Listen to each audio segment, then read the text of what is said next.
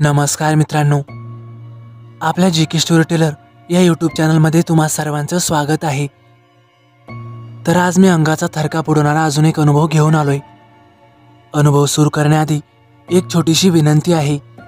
जर आतापर्यंत तुम्ही आपल्या चॅनलला सबस्क्राईब केलं नसेल तर नक्कीच सबस्क्राईब करा, जेणेकरून भविष्यात येणाऱ्या व्हिडिओज मी आपल्यापर्यंत पोहोचवू शकेन. तर चला मग जास्त वेळ न दवडता आजच्या या भयानक आणि अंगाचा थरकाप उडवणाऱ्या अनुभवाला सुरुवात करूया. रात्रीचे 10 वाजून गेले होते. दिवसभर कोसळणाऱ्या पावसाने जणू आता उसंत घेतली होती. आकाशात अजूनही काळ्या ढगांचे असर होते आणि रस्त्याच्या कडेला साचलेल्या पाण्यात दिव्यांचे प्रतिबिंब थरथरत होते. अधूनमधून एखादा थेंब खाली पडायचा आणि शांततेला एक हलकीशी ठिपक्यांची साथ द्यायचा. ऑफिसच्या एका कोपऱ्यात सतीश बसलेला होता. डोळे थकलेले, चेहऱ्यावर कामाचा भार.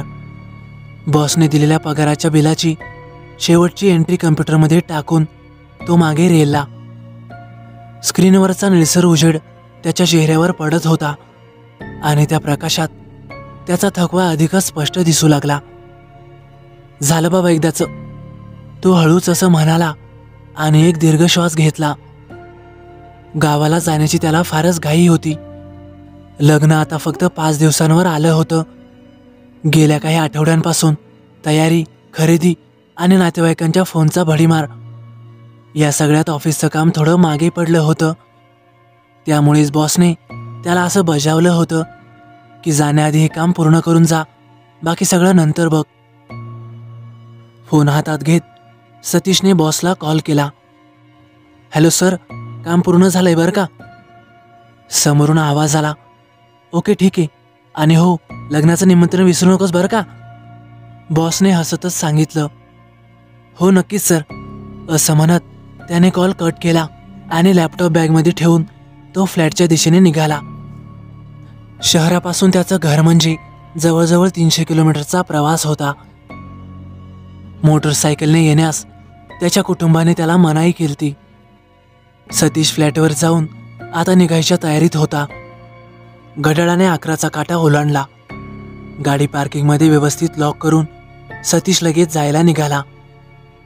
त्याला छत्रपती शिवाजी महाराज बसस्थानकावर जायचे होते, पण रात्रीच्या यावेळी तिथपर्यंत पोहोचणे म्हणजे आणखी 1.5-2 तासांचा प्रवास. त्याच्या मुळगावच्या जिल्ह्याच्या ठिकाणी जाणाऱ्या गाड्या त्याच्या फ्लॅटजवळील फाट्यावरूनच जात असत. त्याने जवळच्या फाट्यावरूनच एखादी गाडी पकडायचं ठरवलं.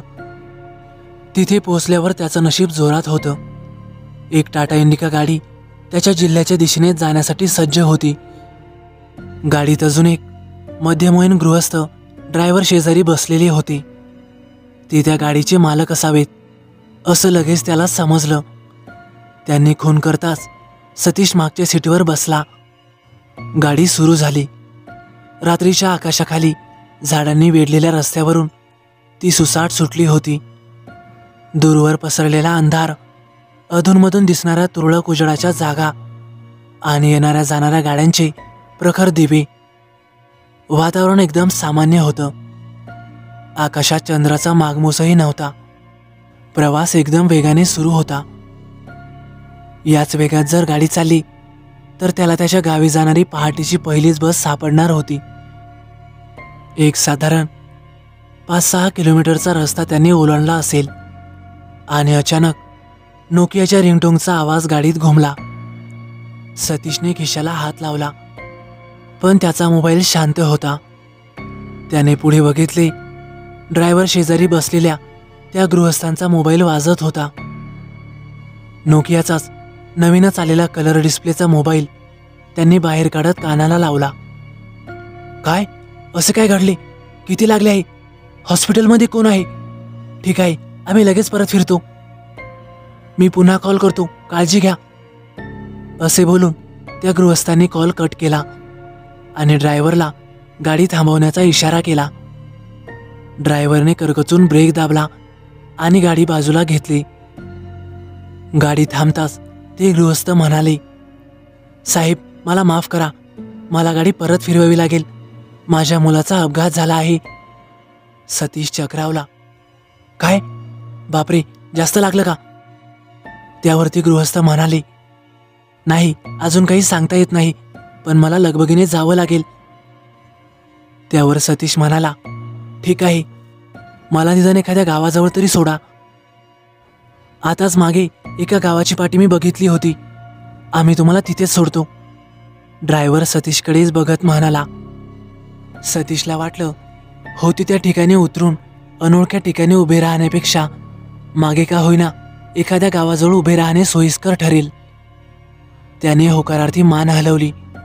ड्रायव्हरने गाडी फिरवली आणि सतीशला जवळच्याच गावात सोडले आणि ते पुढे निघून गेले. रस्त्याच्या कडेला उभे राहत सतीशने घड्याळात बघितले तर रात्रीचे 2 वाजले होते.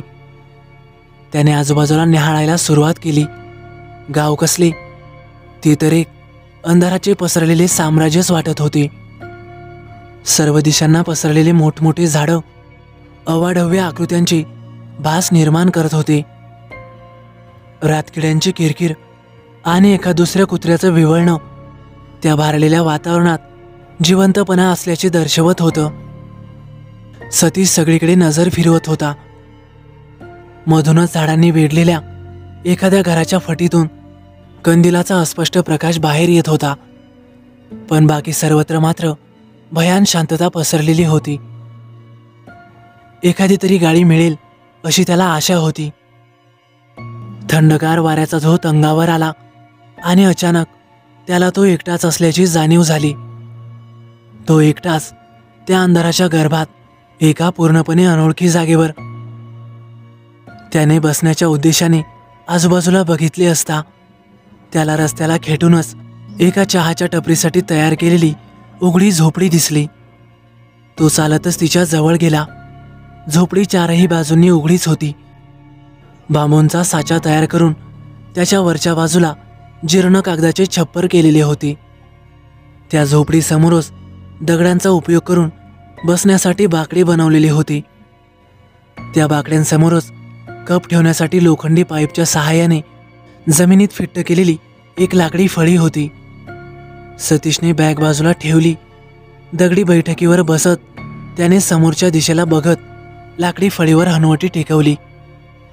कामाचा व्याप आणि इतर धावपळ यामुळे तो प्रचंड थकला होता.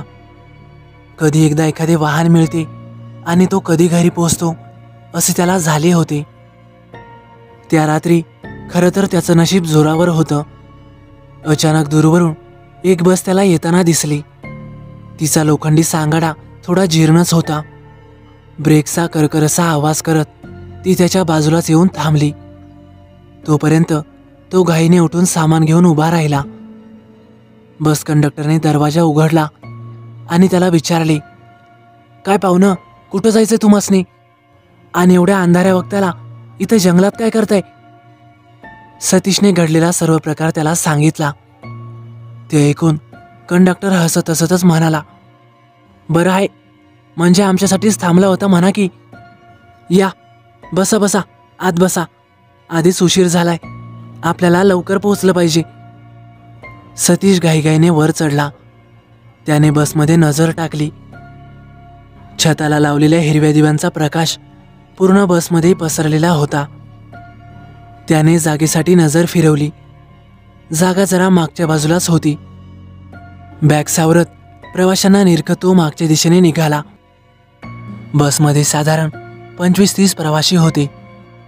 प्रत्येकाचे पेहराव पूर्णपणे वेगळे होते. काही पुरुष धोतर कुर्ता घालून होते, तर काही बेल बॉटम पॅन्ट आणि शर्ट घालून. काही जण जीन्स पॅन्टवर होते, तर काही स्त्रिया नऊवारी साडी घालून. सर्वांचे उघडे डोळे हिरव्या प्रकाशात रहस्यमय दिसत होते. उघडे डोळे सोडले तर कोणीच फारसा हालचाल करत नव्हतं.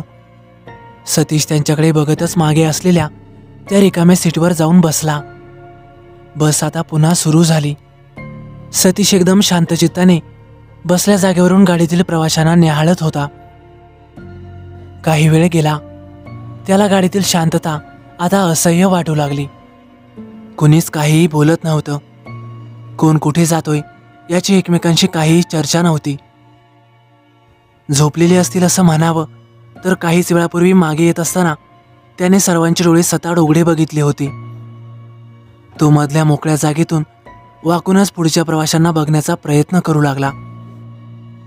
त्याच्यापासून काही अंतरावर बसलेल्या एका वृद्ध महिलेचे हिरवी छटा पसरलेले पांढरे केस एकदम विस्कटलेले दिसत होते. डोक्यावरून खाली पडलेला पदर परत डोक्यावर घेण्यासाठी तिने हात वर केला. तिच्या हातात अतिशय जुनाट एक कागदाचा तुकडा त्याला दिसला. कसे काय ते माहीत नाही, पण तो वाकून तिच्याकडेच बघत असल्याचे तिला नक्कीच कळले असावे. पदर नीट करत तिने झटक्यात मागे वळून पाहिले.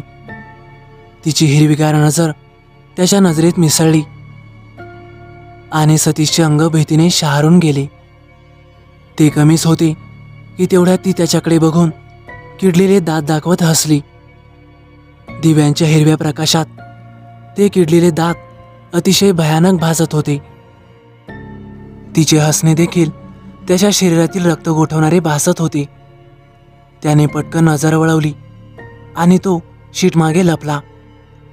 त्याने नक्की काय बघितलं त्याला काहीही कळत नव्हतं. थोडा वेळ स्थिर झाल्यावर त्याने हळूच वरमान करून तिच्याकडे बघण्याचा प्रयत्न केला, तर गाडीमध्ये असलेले सर्वच प्रवासी वळून त्याच्याकडेच बघत होते. त्यातील प्रत्येकाची नजर अगदी त्या स्त्रीसारखीच हिरवीगार होती. तो प्रकाश बघून सतीशचे उरले सुरले अवसनही निघून गेले. तेवढ्यात ते सर्वजण बरोबरच विचित्र हसू लागले. ते सहन न झाल्याने सतीशने घाबरून किंकाळी फोडली. ओ पाहुणं, अहो काय झालं तुम्हासनी? उठा की राव, असं का बरं ओरडलात तुम्ही? सतीशने डोळे उघडले. कंडक्टर त्याच्या जवळच उभा राहून त्याच्याशी बोलत होता. ते ते, ते, ते सर्वजण हसत आहेत. सतीश कंडक्टरकडे बघून बोलत पुढे बसलेल्या प्रवाशांकडे बोट दाखवतच उठला. त्याची नजर कंडक्टरवरच खिळलेली होती. मगाशी अनुभवलेला भयानक प्रकार पुन्हा बघण्याची त्याच्यात हिंमत नव्हती. अव कोण कुठं हसत आहे? पाहुणं, एखादं सपन बिपन पाहिलं असेल तुम्ही? कंडक्टर समोरील दिशेला बघतच बोलला. सतीशने घाबरतच नजर समोर वळवली. सर्व प्रवासी त्याच्या जागेवर माना टाकून झोपलेले होते. तो प्रकार बघून सतीश पूर्णपणे संभ्रमित झाला. काही वेळापूर्वी बघितलेलं नक्कीच सत्य होतं की त्याचं स्वप्न की एखादा भास, त्यालाच काही समजत नव्हते. त्याने खाली बसत त्याच्याकडे विचित्र नजरेने बघणाऱ्या कंडक्टरला हलक्या आवाजात विचारले, का भाऊ, बस कुठपर्यंत जाते? त्यावर कंडक्टर म्हणाला, आव पाहुणा, अजिबात काळजी करू नका. तुमच्या योग्य थांब्यापर्यंत ही बस नक्कीच जाईल. तुम्ही झोपा निवांत. शेवटचा स्टॉप आला की तुम्हाला आपोआप जाग येईल. कंडक्टर त्याच्या खांद्यावर हात ठेवत बोलला आणि पुढील दिशेने निघून गेला. खांद्यावरचा कंडक्टरच्या हाताचा तो थंडगार स्पर्श सतीशला पुन्हा एकदा हुरडी भरवून गेला होता. त्याने सर्वच भास होत असल्याचे स्वतःच्या मनाला समजावले आणि झोपण्यासाठी मान मागे टेकवली. जेव्हा बघितलेल्या घटना मनुष्याच्या आकलन शक्तीच्या बाहेरील असतात, तेव्हा मेंदू त्या आभास असल्याचे विचार मनात उत्पन्न करतो. थोड्याच वेळात सतीशला झोप लागून गेली. बऱ्याच वेळानंतर गाडीच्या ब्रेकच्या आवाजाने त्याची झोपमोड झाली. गाडी कुठेतरी थांबत होती. त्याने आजूबाजूला बघितलं. सर्व प्रवासी आता उठून बसले होते. तेवढ्यात गाडीचा दरवाजा उघडला. कंडक्टरशी बोलून झाल्यावर एक व्यक्ती आत शिरली. तो एक पुरुषच होता. त्याच्या अंगावर मात्र पिवळी झाक असलेला कुर्ता पैजामा होता आणि हातात एक पिवळ्या रंगाची पिशवी दिसत होती. गाडीत असलेला हिरवा उजेड त्याच्या कपड्यावर पडून सुद्धा त्याच्यावर असलेली पिवळी झाक अजिबात कमी झाली नाही. तो पुरुष सरळ चालत येत सतीशच्या शेजारीच येऊन उभा राहिला. त्याला जागा करून देण्यासाठी सतीश त्याच्याकडेच बघत अजून थोडा आत सरकला. काका, बसा इथे, सतीशने शेजारी हात दाखवत सांगितले. काय पाहुणं, कुठं निघालासा? बसत बसत त्याने विचारलं. अहो, मी घरी चाललो आहे. सतीशने त्याला गावचे नाव सांगितले. गाडी आता पुन्हा मार्गस्थ झाली. बराच वेळ तो पुरुष सतीशला त्याच्याविषयी माहिती विचारत होता. तेवढ्यात सतीश म्हणाला, काका, तुम्ही माझ्याविषयी जर सगळं विचारलं, पण तुमचं नाव सांगा की. त्यावर तो माणूस म्हणाला, म्या होय, म्या रवळनाथ. त्या लांब तिकडच्या डोंगरावर राहतो म्या. आज जरा अचानकच या बाजूला काम आलं म्हणून आलो होतो बेगीनं. गप्पा संपत आल्या तसे रवळनाथ काकांनी सतीशला विचारलं, काय वकूत झाला म्हणायचा? सतीशने घड्याळात बघितलं आणि घड्याळात बघताच त्याच्या डोक्यावर कुणीतरी प्रचंड मोठा प्रहार करावा असे त्याला जाणवले. त्याने एकदा घड्याळात तर एकदा रवळनाथ काकांकडे आश्चर्याने पाहिलं. काय र, काय झालं? असा काय चेहरा पांढरा फटक पडला या? सांग की काय वकूत झालाय? रवळनाथ हसतच बोलला. सतीशची मती मात्र पूर्णपणे बधीर झाली होती, कारण घड्याळात फक्त 2:30 वाजले होते. ती तो गाडीत बसायची वेळ होती. ही तीच वेळ होती जेव्हा तो गाडीत बसला होता. इतका काळ मध्ये गेला, कदाचित घड्याळ बंद पडले असेल म्हणून त्याने मोबाईल बाहेर काढून मोबाईलमध्ये बघितले आणि त्यातही 2:30च वाजलेले. तेव्हा मात्र त्याला तो नक्कीच कोणत्या तरी अघोरी प्रकारात अडकला असल्याची दाट शंका येऊ लागली. त्याच्या अंगात भीतीने कापरे भरले. त्याने घाबरूनच रवळनाथ काकांकडे बघितले. तो त्याच्याकडेच बघून हसत होता. रवळनाथने त्याला मानेने खुणावत त्याच्या खांद्यावर हात ठेवला. तो हाताचा स्पर्श अगदी सामान्य होता. हात त्याच्या खांद्यावर पडताच सतीशच्या मनावर आलेले भीतीचे सावट काही प्रमाणात दूर झाले. काका, मी तर 2:30 वाजता गाडीत चढलो होतो. त्याला आता भरपूर वेळ झालाय आणि घड्याळात आता सुद्धा 2:30च वाजलेत. सतीशने रवळनाथ काकांना विचारले. रवळनाथने त्याला शांत राहण्याची खूण केली. त्याने पिशवीमधून एक आरसा बाहेर काढला आणि तो सतीशसमोर पकडला. समोरच्या आरशात अगोदर सतीशला स्वतःचंच प्रतिबिंब दिसलं. त्याने स्वतःला न्याहाळत आरशात इतरत्र नजर फिरवली. आतील दृश्य बघताच मात्र त्याच्या श्वासांचा वेग वाढला. त्याच्या सर्वांगाला दरदरून घाम फुटला, कारण त्याच्या मागच्या सीट्सवर अनेक व्यक्ती बसलेल्या असल्याचे आरशात स्पष्ट दिसत होती. सतीशची घाबरी नजर त्यांचा वेध घेऊ लागली. त्याचवेळी त्या सर्वांनी एकदमच माना वर केल्या. सर्वांचे हिरवेगार डोळे सतीशवरच स्थिरावलेले होते. सतीशच्या अंगावर सरसरून काटा आला. बाहेरच्या झाडांच्या सावल्या आता अधिकच मोठ्या वाटू लागल्या. काहीतरी अघोरी आणि भयंकर असे त्या प्रवासात त्याच्या वाट्याला आल्याचे त्याला आता कळून चुकले होते. त्याने भीतीने डोळे मिटले. तेवढ्यात त्याच्या कानात एक आवाज घुमला. अजिबात काळजी करू नकोस, म्हणून तर मला अचानक इतक्या दूर यावं लागलं. आश्चर्यचकित होत सतीशने झटक्यात डोळे उघडले आणि रवळनाथकडे बघितलं. तो त्याच्याकडेच बघून हसत होता. त्याच्या कपड्यावर असलेली पिवळी झाक आता त्याच्या त्वचेवर सुद्धा दिसू लागली. त्याच्यामध्ये काहीतरी अद्भुत गोष्ट असल्याचे सतीशला आता समजले होते. सतीशने त्याच्याकडे बघत निश्चिंत मनाने डोळे मिटले. अचानक गाडीने वळण घेतले आणि गाडी करकचून ब्रेक दाबल्यासारखी जागेवरच उभी राहिली. त्या झटक्याने सतीश घाबरून उठला. इकडे तिकडे बघत त्याने बस नक्की कुठे उभी आहे याचा शोध घेणे सुरू केले. सर्वत्र अंधार पसरलेला होता. वातावरणात एक भयान शांतता पसरलेली. बसच्या खिडकीवरून वाफ जमलेली असल्यामुळे बाहेर निश्चिंत काय आहे, गाडी नक्की कुठे उभी राहिली आहे, काहीच कळायला मार्ग नव्हता. त्याने प्रश्नार्थक नजरेने शेजारी बघितले, पण त्याच्या शेजारील जागा मात्र आता पूर्णपणे मोकळी होती. काही वेळापूर्वी त्याच्या शेजारी बसलेला, त्याच्याबरोबर बोललेला रवळनाथ आता गायब झाला होता. हे बघून इतका वेळ त्याच्या मनात निर्माण झालेली हिंमत कुठल्या कुठे पसार झाली. तो घाबऱ्या नजरेने त्याचा शोध घेऊ लागला, पण तो कुठेच नव्हता. बसमध्ये फक्त अगोदर बसलेले प्रवासीच होते.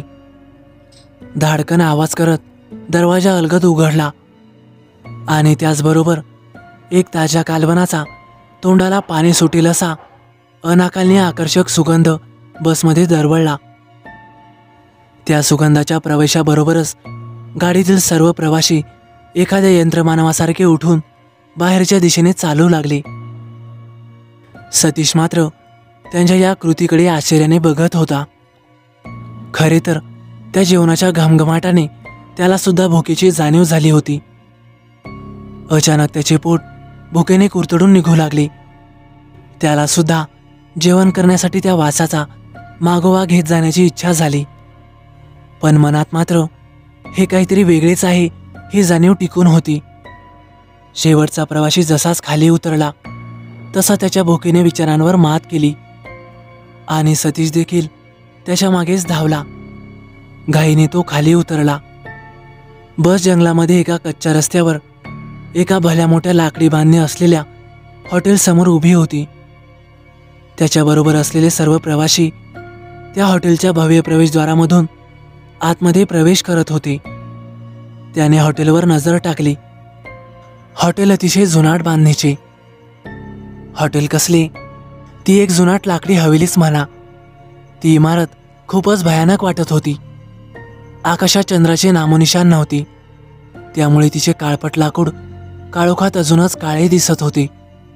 काळोख्या रात्रीत त्या भयावह आकार धारण केलेल्या हवेलीवर लाल अक्षरात चमकणारे एक नाव त्याला दिसले. ते नाव होते मसान. नाव वाचूनच सतीश शहारला. त्याला आता अजिबात पुढे जायचे नव्हते. पण त्या हॉटेलीच्या दिशेने येणारा तो भाजीचा सुगंध त्याला तिकडे ओढत होता. तो मनाविरुद्ध हळूहळू पावले टाकत दरवाजाच्या दिशेने निघाला. अंगाला झोंबणाऱ्या गार वाऱ्याने त्याच्या शरीरावर सरसरून काटे येत होते. चालत असतानाच त्याची नजर हॉटेलच्या वरील बाजूला गेली.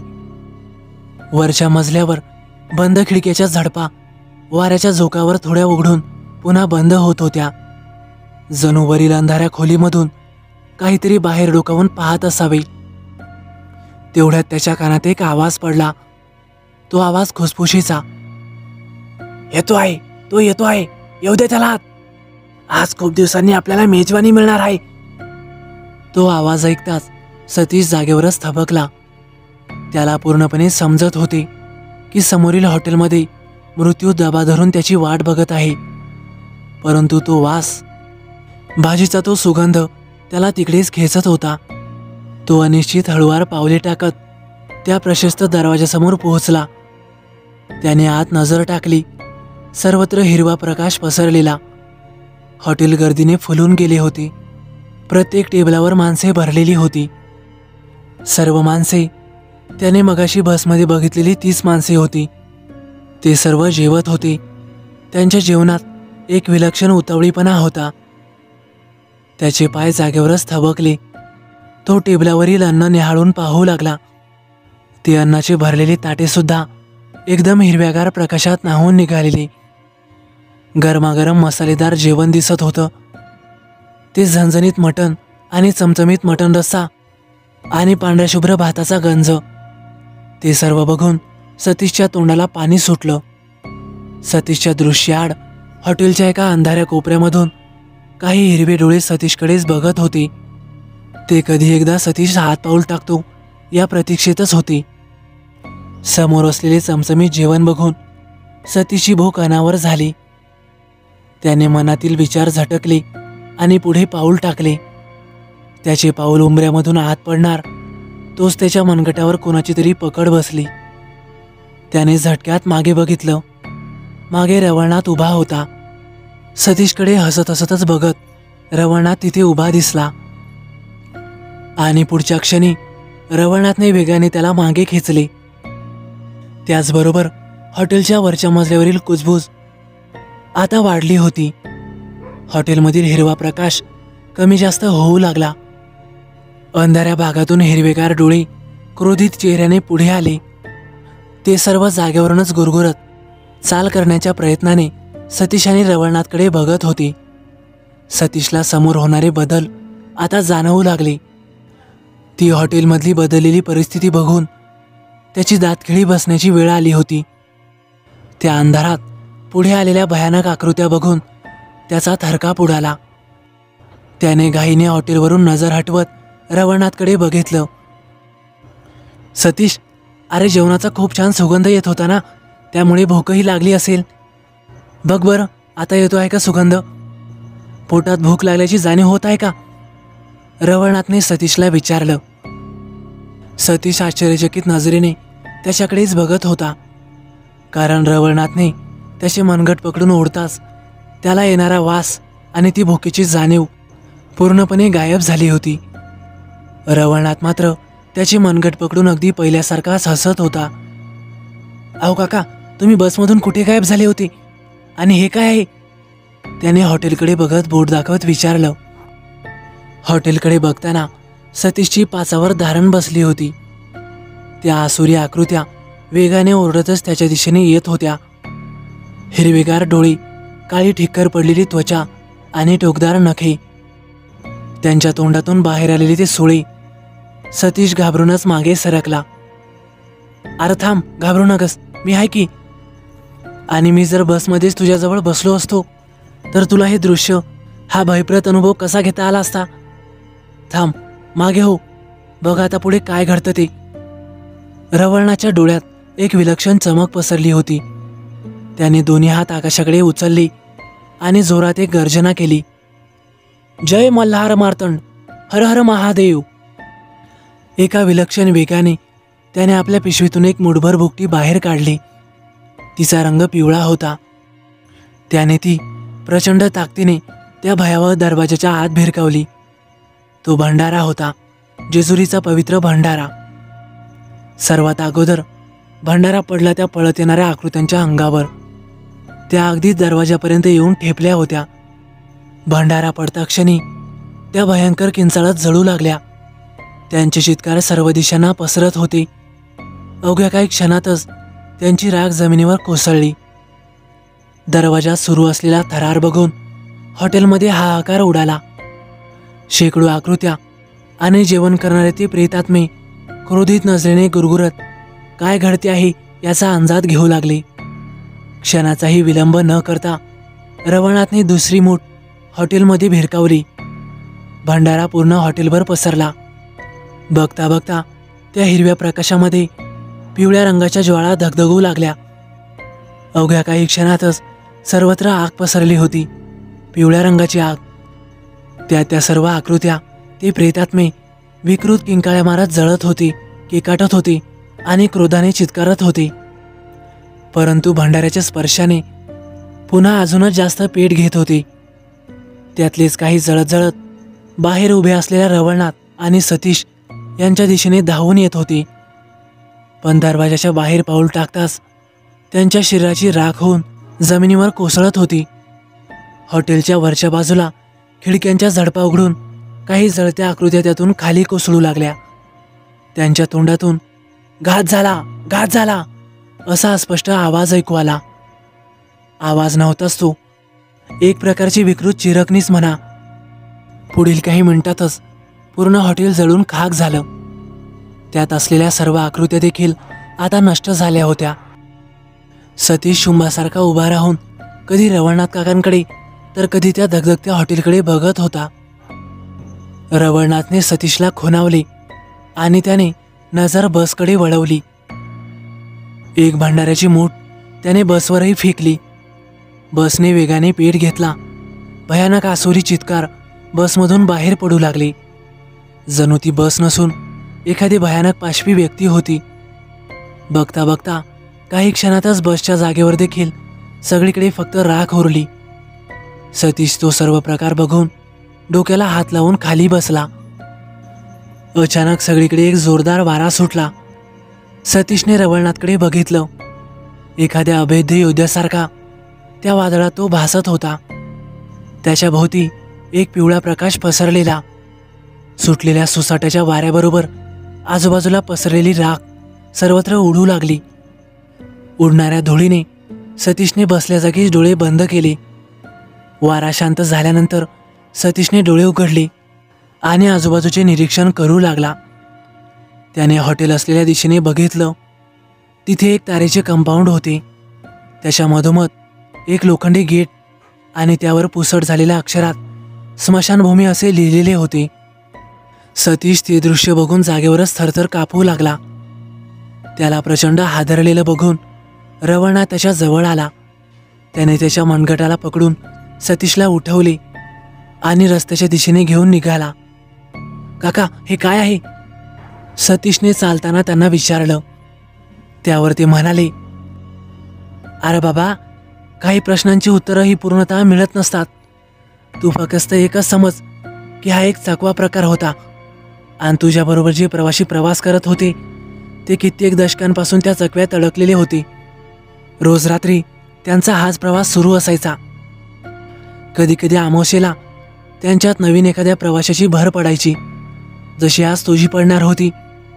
आता अजिबात काळजी करू नकस, संकट टळलं आहे. रवळनाथने सर्व प्रकार सांगितला. तोपर्यंत ते रस्त्यावर पोहोचलेले होते. सर्वच गोष्टी सतीशला समजण्या पलीकडच्या होत्या. पण काका, तुम्ही नक्की कोण आहात?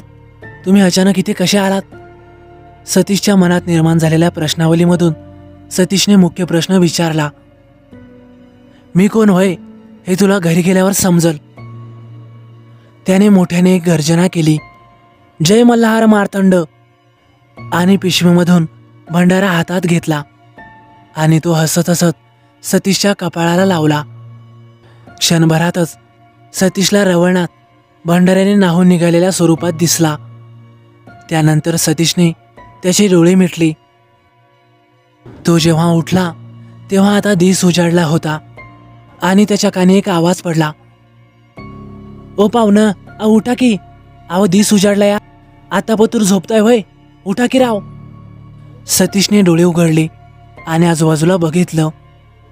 त्याच्या शेजारी बांबूंच्या साच्यात बनलेली ती चहाची टपरी दिसली. तिच्यामध्ये एक कंदील लावलेला होता. आतमध्ये स्टोवर एक पातेलं ठेवलेलं आणि त्यातून गरम वाफा बाहेर निघत होत्या. त्यामधून येणारा सुगंध हा चहाचा असल्याने त्याला लगेच समजले. म्हणजे काल रात्री जे घडलं ते सर्व स्वप्न होतं तर? तो त्या माणसाकडे बघत स्वतःशीच बोलला. अहो पाहुणा, तुम्ही अशा हळदीनं माखून कुठून आलात? त्या माणसाने त्याला विचारलं. सतीश चमकला. त्याने स्वतःच्या कपड्यांकडे बघितलं. त्याचं पूर्ण अंग भंडाऱ्याने पिवळं धमक झालेलं होतं. तेवढ्यात महाराष्ट्र शासनाची आशियाड बस त्याच्या समोर येऊन थांबली.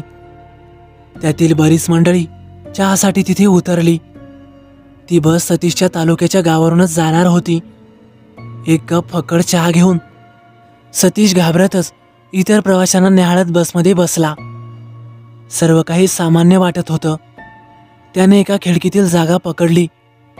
बाहेर नजर टाकली.